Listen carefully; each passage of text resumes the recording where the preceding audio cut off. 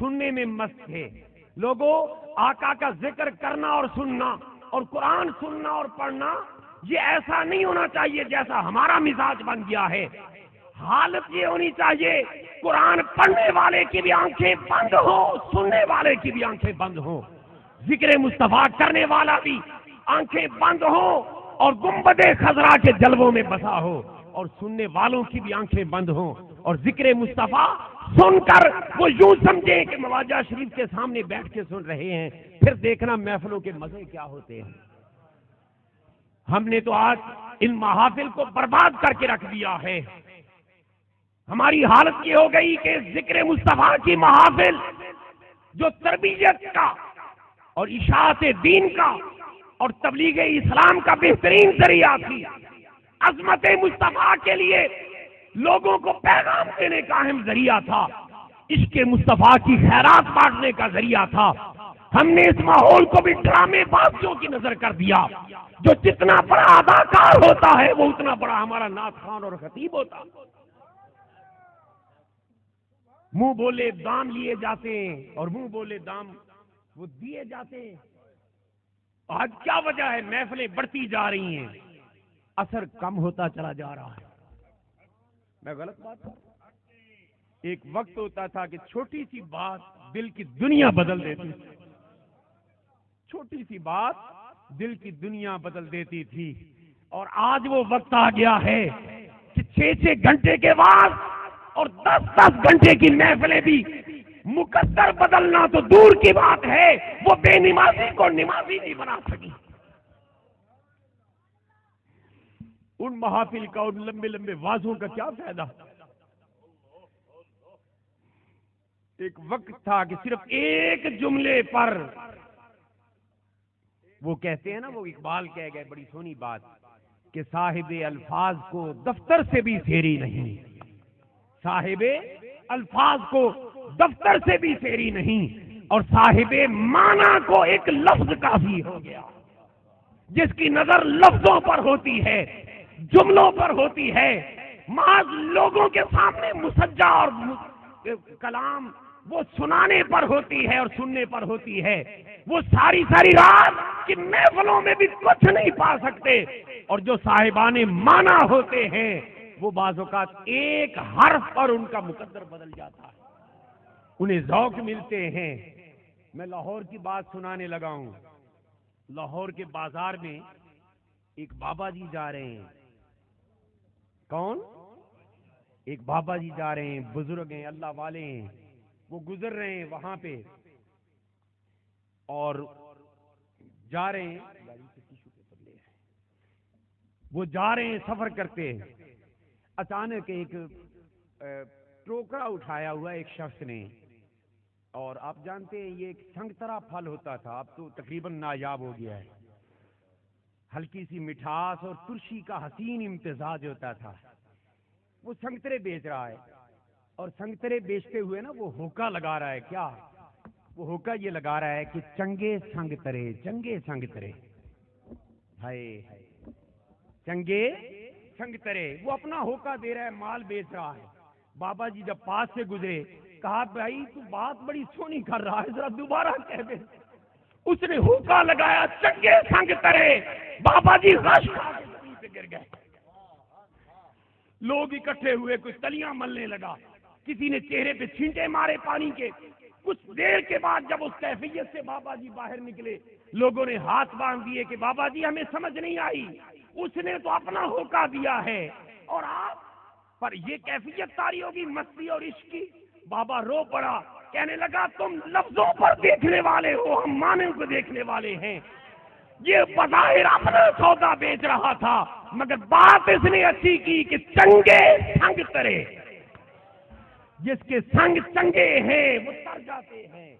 بس اس جملے نے میرے اندر کیف اور مستی پیدا کر دی. تو لوگوں کاش وہ وقت پھر سے پلٹ آئے. ہم روایتی انداز کے جلسوں کی بجائے، لمبی لمبی محافل کی بجائے، اور اداکاروں کے رقص سننے اور دیکھنے کی بجائے ہم مصطفیٰ کے دین کے پیغام کی طرف پلٹ آئیں. جب بولنے والا بھی وہ بکا ہوا ہو اور سننے والوں نے بھی خریدا ہوا ہو تو کبھی زبان پہ اثر رہے گا؟ جس نے مال لے کے بولی بولنی ہے وہ کیا آپ کے مزاج کے خلاف کوئی بات کر پائے گا؟ ہماری بربادی کی وجہ بہت سی وجوہات میں سے ایک وجہ یہ ہے، جب سے ہمارے اندر بکاؤ مال جو بکنا شروع ہوا ہے تب سے ہم زوال کی طرف جا رہے ہیں، محفلیں ہماری بڑی ہو رہی ہیں اور مسلک اوروں کے بڑھتے چلے جا رہے ہیں۔ میں بڑی دکھی دل سے یہ بات کر رہا ہوں، رب کعبہ کی عزت کی قسم، جب تنہائی میں سوچتا ہوں تو مجھے رونا آ جاتا ہے۔ کہاں گئے وہ سواد اعظم جن کے پاس اب صرف سواد رہ گیا ہے، آدم کوئی اور چوری کر رہے ہیں، صرف کانوں کا رس رہ گیا ہے، اسٹیج کے ڈرامے رہ گئے ہیں، ہاتھ اٹھا اٹھا کے نعرے لگاؤ، کیا فائدہ ہے نعرے لگانے کا؟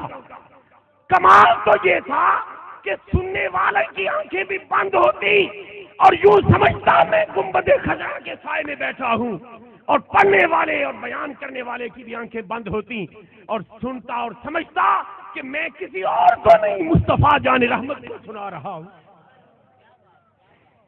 جب دونوں کی نظر ادھر ہوتی پھر دیکھنا آنکھوں میں آنسو آتے ہیں یا نہیں، آنکھوں میں آنسو کی لڑی رواں ہوتی ہے یا نہیں، دل بدلتے ہیں یا نہیں، ذہن چینج ہوتے ہیں یا نہیں۔ غالباً ایسے ہی کسی موقع پر ظہوری مرحوم نے کہا تھا کہ لب پہ صلی اللہ کے ترانے اشک آنکھوں میں آئے ہوئے ہیں، یہ ہوا یہ فضا کہہ رہی ہے آقا تشریف لائے ہوئے۔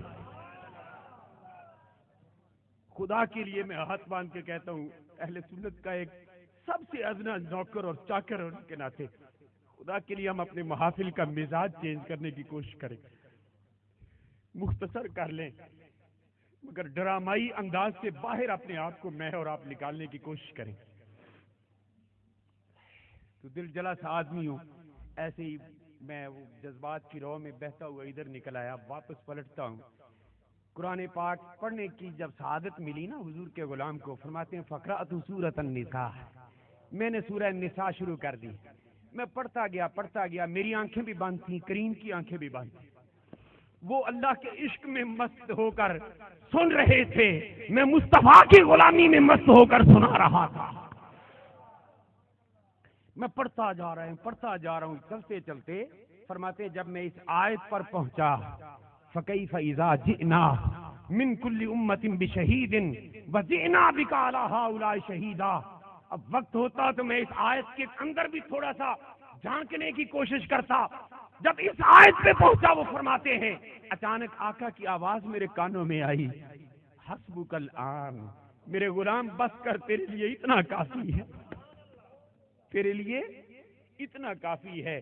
فرماتے ہیں جب حضور نے آرڈر دیا نا اور میں نے سنا کہ حضور نے فرمایا اتنا کافی ہے تیرے لیے، تو فرماتے ہیں میں نے اچانک آنکھیں کھولیں اور میں نے سوچا کہ رخ والضحیٰ کو پھر سے دیکھ لوں، ہائے ہائے۔ وہ فرماتے ہیں حضور کے غلام کہ جب میں نے آنکھیں کھولیں اور میری آنکھیں چہرے مصطفیٰ پہ آئیں تو کیا ہوا؟ عینان تذرفان، حدیث پاک کے الفاظ ہیں، فرمایا میں نے اپنی گناہگار آنکھوں سے دیکھا کہ کریم کی آنکھیں تر بتر تھیں اور ان سے آنسو بہ رہے تھے۔ لوگوں غیروں کے اعتراض کروا کے اس مسلک کا کیا فائدہ کر رہے ہیں؟ جب غیر لوگ یہ مثالیں دے کر ہماری محافل کے کلام کی مثالیں دے کر اعتراضات کرتے ہیں تب تو بڑا مفتی بن جاتا ہے کہ بات ٹھیک کر رہے ہیں۔ بھئی تجھے کس نے کہا ہے کہ ایسے ایسے خرافات کو آقا کے ذکر کے نام میں داخل کر دو؟